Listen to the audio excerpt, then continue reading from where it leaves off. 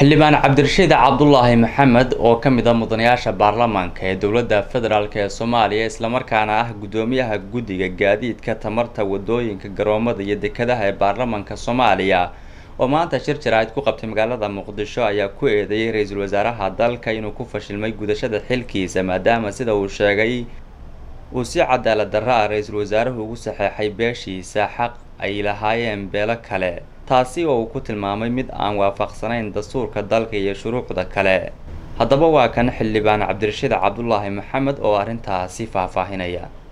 Alxamdulillaahi rabbil caalamiin wassalaatu wassalaamu calaa ashrafil anbiyaa'i wal mursaliin nabiyina Muhammadin wa calaa aalihi wa sahbihi ajmaciin. Maanta ay taariikhdu tahay 24-ka bisha afraad 2016 waxaan halkan ku qabtay shir jaraa'id shirkaas oo laga hadlay xaaladihii ugu dambeeyay ee ka soo cusboonaaday dalka waxa aad la socotaan in magaalada Garowe lagu qabtay shirkaas oo runtii ahaa shir ay ka soo baxeen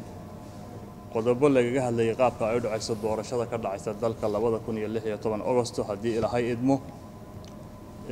shirkaas sida aad la socotaan waxa ka soo baxay qodobo waxaana goob joog ahaa ra'iisul wasaaraha Jamhuuriyadda Federaalka iyo madax ka socotay wadamada Igad iyo Itoobiya dhammaan qodobadii shirka ka soo baxay waxay ahaayeen qodobo ka soo horjeeda dastuurka dalka iyo shuruucda dalka u yaala waxa la oran karaa wuxuu ahaa shirqool lagu majaxaabinayo qarannimada iyo madaxbannaanida Jamhuuriyadda Federaalka ee Soomaaliyeed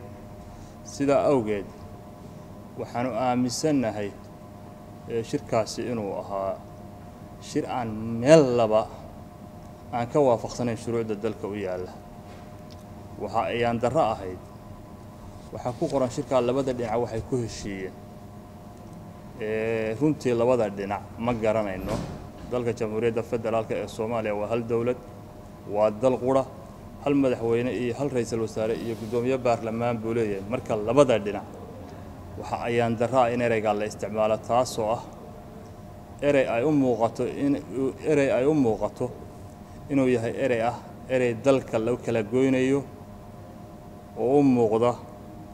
runtii ummadda Soomaaliyeed in lagu dhagrayo meesha waxa isugu tagay ra'iisul wasaarihii dalka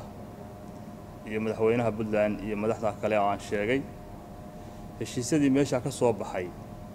waxa si siman u saxeexay ra'iisul wasaarihii dalka iyo madaxweynihii maamul goboleedka Puntland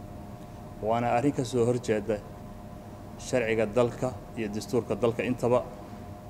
waxa uu heshiiskii meesha ka soo baxay la yiri waxa damaanad qaadaya iyadoo ra'iisul wasaarihii dalku joogo wasiirka iyo wadamada dariska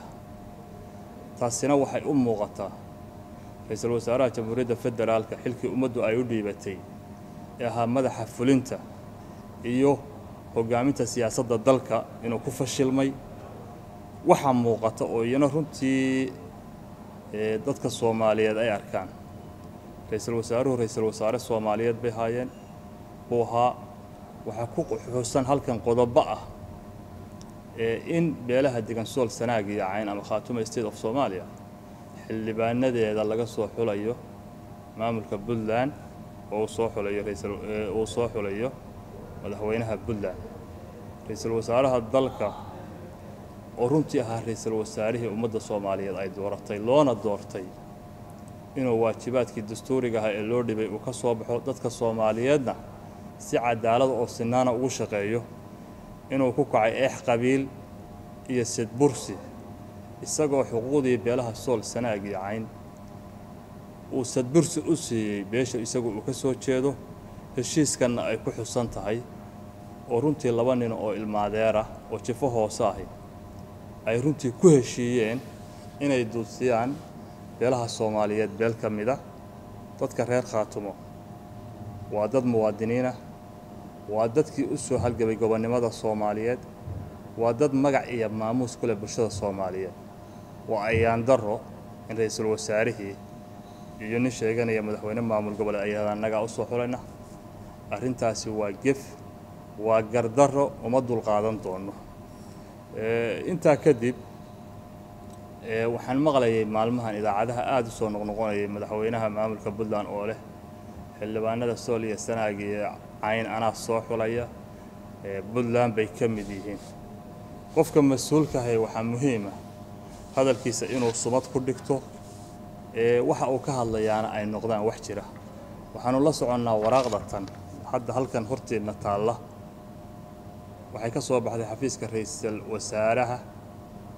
sanadkii 2012 waa markii Cabdiwali Maxamed Cali Gaas oo ah madaxweynaha Puntland oo ahaa ra'iisul wasaaraha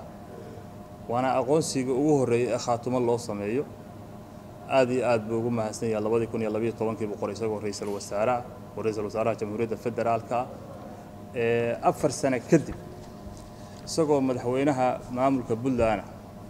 oo Puntland maanta meesha ay joogto maqaam ahaan iyo magac ahaanba ay ka hooseyso meesha afar sano joogtay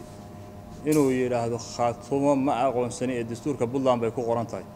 iyaduna waa ayaan daro waxaan kaloo ummadda Soomaaliyeed u sheegayaa madaxweynaha maamul goboleedka Puntland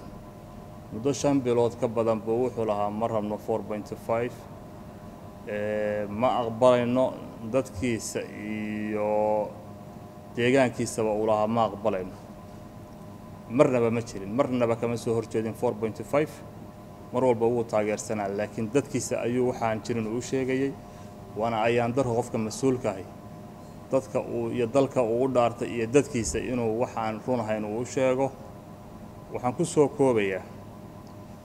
haddii alla idmo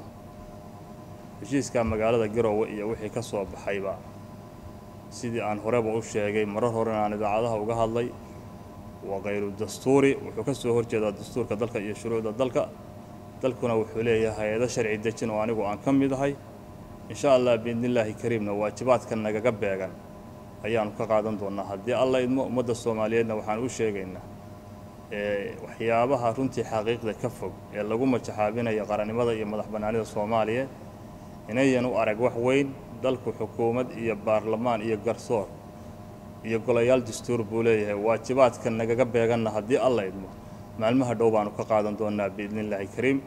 inta ayaan ku soo koobaya aad iyo aad baad u mahadsantahay